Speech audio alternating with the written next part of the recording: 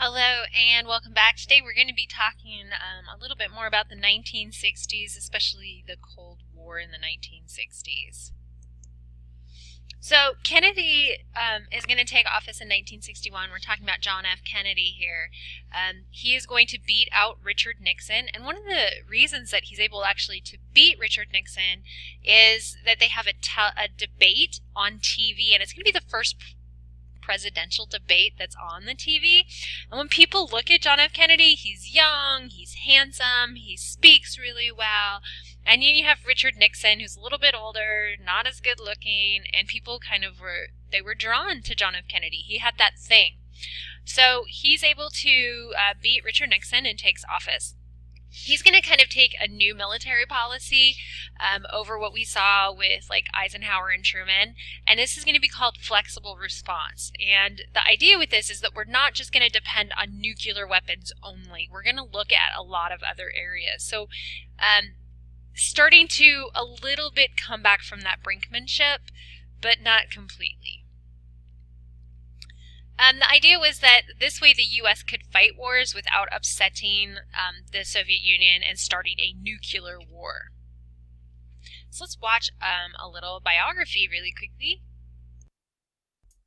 When it comes to one of the most powerful jobs on the planet, you can't talk about one of those jobs unless you talk about being the President of the United States. In history, there have been many great presidents, but right now I want to talk about the 35th President of the United States named John F. Kennedy. John F. Kennedy was the President of the United States from 1961 to 1963. And right now, I want to talk to you about one of the most popular presidents in the history of the U.S. So come on, take a trip with me. Now, taking you back in time, John F. Kennedy was born on May 29th, 1917, in Brookline, Massachusetts. The Kennedy family was a very wealthy and powerful family. The family that John knew had many siblings, as well with 3 brothers and 5 sisters. Now, when it came to John's parents, his father Joe always wanted big things for his children. Sending them to the best schools, he hoped one day that one of his children would become president. Although he thought that his oldest son, Joe Jr., would become president, that didn't happen. Now, like I mentioned before, John had the best education. As a matter of fact, in 1940, John graduated from one of the most celebrated schools in American history, Harvard University. At that time, his father was an ambassador, and he traveled overseas to watch him work. John went to war in World War II. It was there where he was the commander of torpedo boats. After an attack on his boat, John became a hero. This is where he had dragged a soldier who had got hurt in the attack and was burnt to safety by swimming, and he actually hurt his back. But in the end, he won many medals for bravery. Like many young men, John eventually fell in love. While he was known as one of the most eligible bachelors in the Senate, he met a woman named Jacqueline Bouvier, and not long after that, they both married. Now, like we talked about earlier, John's father, Joe, wanted Joe Jr. to be president, but after Joe died, he turned his sights to John, showing him the ropes in politics. Joe helped John get elected. John served as congressman for 6 years and became a U.S. senator in 1953. Later in 1961, Joe would see his dream of one of his sons coming true as he went into the Oval Office. After spending years in politics, John F. Kennedy won the heart of the American people and became the 35th President of the United States. During his service in the White House, John was most known for the Cuban Missile Crisis. What happened was in 1962, the United States found out that the Soviet Union were building secret missile bases in Cuba to attack the United States. The Cuban Missile Crisis lasted 13 days, and the United States went back and forth with the Soviet Union. This worried many Americans because for the first time in history, the threat of a nuclear war between the United States and the Soviet Union could have been real. When it was all said and done, the nuclear war did not take place and the Soviet Union withdrew its missiles. The U.S. also promised never to invade Cuba without being attacked first. After this huge challenge in American history, John F. Kennedy went on to lead America. Liked by many, he was the face of the country until on November 22, 1963, he was assassinated. On a trip to meet the American citizens in Dallas, John F. Kennedy was in a car ride, waving to those in attendance. Before the Secret Service could stop it, John was shot on that day in a car ride in Dallas, Texas. The man who assassinated John F. Kennedy was named Lee Harvey Oswald, who was later killed as well. Well, I hope you enjoyed hanging out with me and learning a little bit about the 35th American president named John F. Kennedy right here on Welcome to Fresburg. So that's just a little bit on John F. Kennedy. One of the big things that happens during John F. Kennedy's presidency is the Cuban Missile Crisis, and it was kind of talked about a little bit in that video. And so we're going to just get a little bit more information on this. It's one of the major events that happens in the 1960s, and it really kind of shows just how, with all of these nuclear weapons, how fragile the world was and still is. And it really shows you how people were so afraid during this time period. It's not hard to imagine a world where at any given moment, you and everyone you know could be wiped out without warning at the push of a button. This was the reality for millions of people during the 45-year period after World War II, now known as the Cold War. As the United States and Soviet Union faced off across the globe, each knew that the other had nuclear weapons capable of destroying it. And destruction never loomed closer than during the 13 days of the Cuban Missile Crisis. In 1961, the U.S. unsuccessfully tried to overthrow Cuba's new communist government. That failed attempt was known as the Bay of Pigs, and it convinced Cuba to seek help from the USSR. Soviet Premier Nikita Khrushchev was happy to comply by secretly deploying nuclear missiles to Cuba, not only to protect the island, but to counteract the threat from U.S. missiles in Italy and Turkey. By the time U.S. intelligence discovered the plan, the materials to create the missiles were already in place. At an emergency meeting on October 16, 1962, military advisors urged an airstrike on missile sites and invasion of the island. But President John F. Kennedy chose a more careful approach. On October 22nd, he announced that the U.S. Navy would intercept all shipments to Cuba. There was just one problem. A naval blockade was considered an act of war.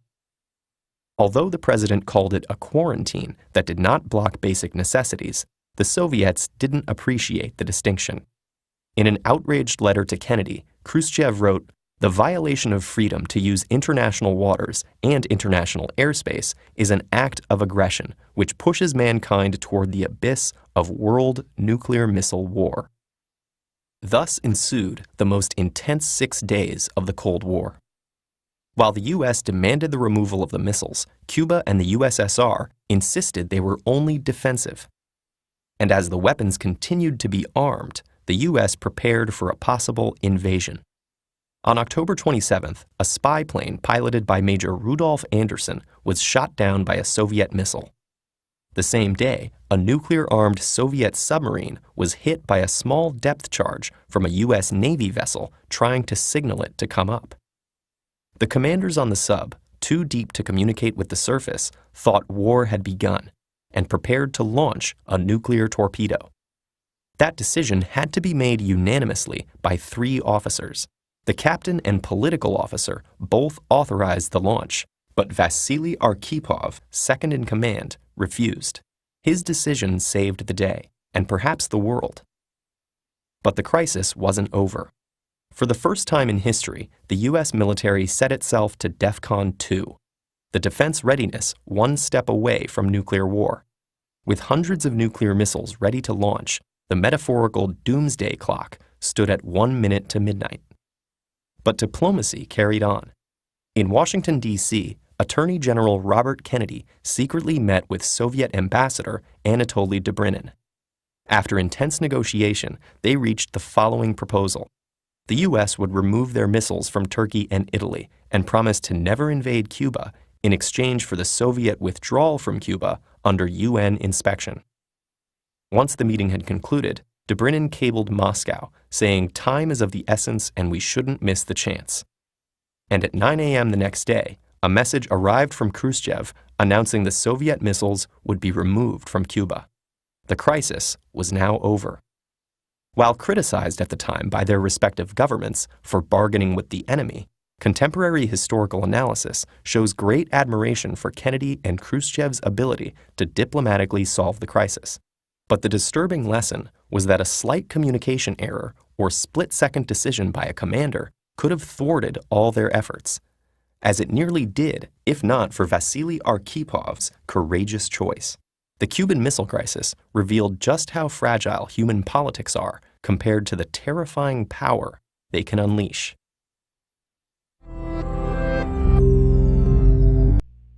So that's just a little bit more on the Cuban Missile Crisis. Another big event that happens in the 1960s is the building of the Berlin Wall. In 1961, Nikita Khrushchev, what he decided to do was to build this wall basically to formalize or to make sure that there was that separation between East Berlin and West Berlin. So if you remember, we talked about how after World War II, that Germany was split up into those 4 zones, and then the Soviet Union kept their zone, and then the other 3 all kind of conglomerated together, and we ended up with East Germany, which was kind of under the control of the Soviets, and then we had West Germany, which was democratic. And Berlin was the same way. You had East Berlin under the control of the Soviets, and you had West Berlin, which is democratic and was held by the United States, Great Britain, and France. Well, Berlin is right smack in the middle of East Germany. And what was happening is that there were a lot of Germans who were trying to escape East Berlin and East Germany, and they were flooding into West Berlin. Well, Khrushchev, who is the leader of the Soviet Union, didn't like this. So he decided to build a wall to stop these refugees, and then they were going to put guards all up and down this wall, and if you tried to go over it, you could be killed. The Soviets, while they were thinking of doing this, they really wanted to cut off all access to West Berlin. They were like, how are you going to get here if we don't allow you? And Kennedy was like, you have to allow us. This is part of an agreement. And so it kind of starts this whole big, huge thing. So what you're looking at here is the building of the Berlin Wall. And you can see, I mean, it just splits like streets. This is a picture of it as we get closer to the 1980s. But you can see all of the lights. There were guard towers all along here. On this side is going to be West Berlin, and on the other side is East Berlin.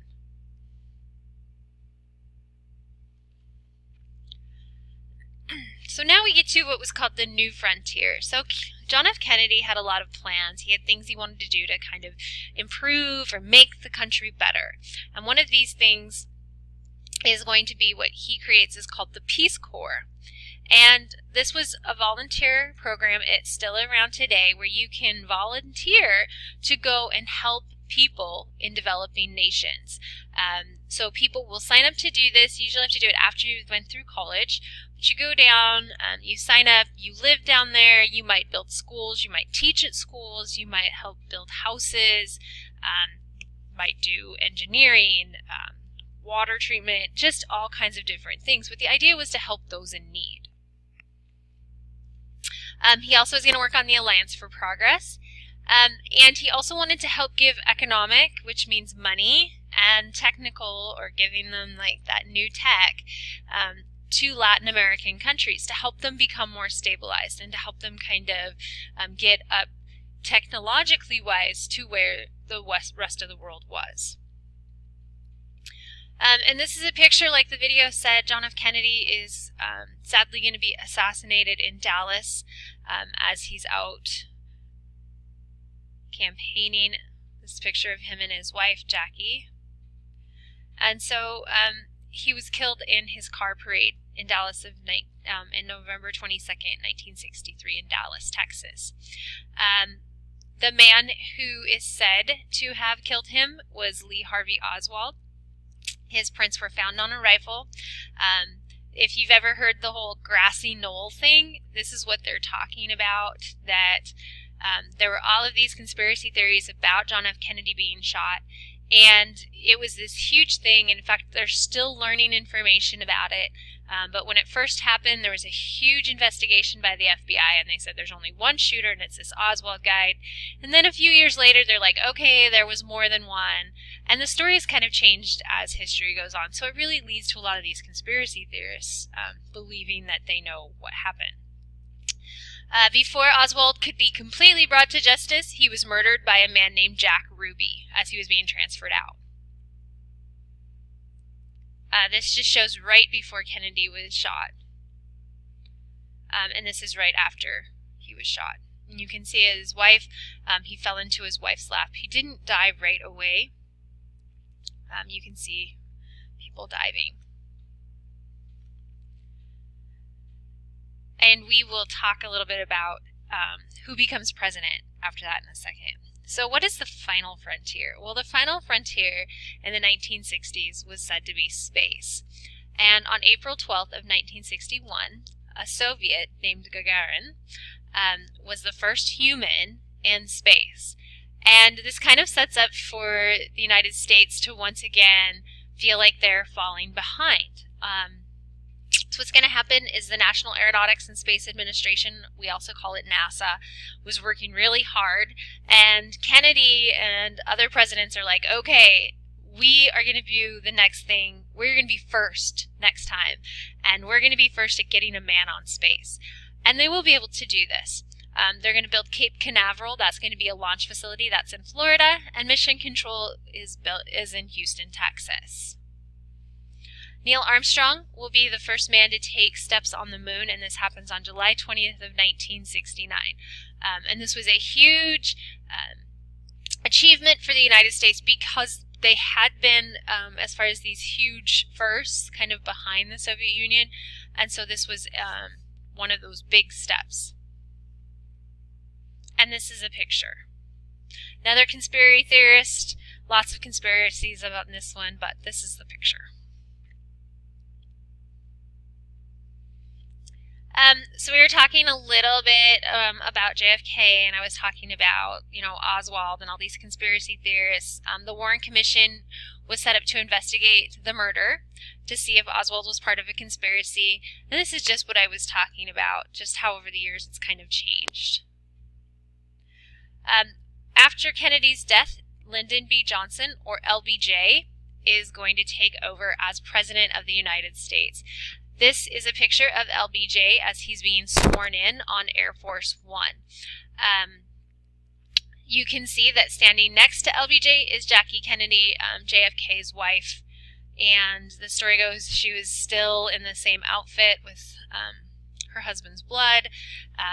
They couldn't find a Bible. It was just kind of mass chaos. But LBJ becomes president. LBJ was what we consider a master politician because he knew how to get Congress to see things his way. He was very influential in civil rights. In fact, he was one of the ones, the big pushers, and was able to get the Civil Rights Act of 1957 passed through Congress. That was one of his big legacies. He also helped get the Civil Rights Act of 1964 passed. That, remember, if you'll remember, prohibited discrimination based on race, religion, national origin, and sex. That's also going to give the federal government power to enforce that Civil Rights Act. And so, as a civil rights activist, LBJ was very, very aware and very much influential in a Civil Rights Act. LBJ, one of his big pushes during his presidency is going to be what he calls the war on poverty. Johnson saw the rates of poverty and saw how horrible some people found themselves in this poverty, and so he wanted to get rid of poverty. And in 1964, he's going to begin what he calls his war on poverty. He's going to help get the Economic Opportunity Act passed. This will create Job Corps, Project Head Start, VISTA, and the Community Action Program. These programs are all still in operation today to help out American citizens. And this war on poverty is part of what Johnson had, what he called his Great Society. And in Johnson's mind, his mission as president was to end poverty and racial injustice. And that's going to really be his focus in the beginning. And like I said, the war on poverty is part of that. He's also going to help get past the 1965 federal aid to schools, where the federal government begins to help states and school districts with money, also reforming Medicare and Medicaid. Also having the Department of Housing and Urban Development get started, which helps provide low-rent housing. The Immigration Act of 1965, which helps open the door to many non-European immigrants, so immigrants from other locations were able to come into the United States. Also, the Water Quality Act of 1965. This required states to begin to clean up their rivers and lakes.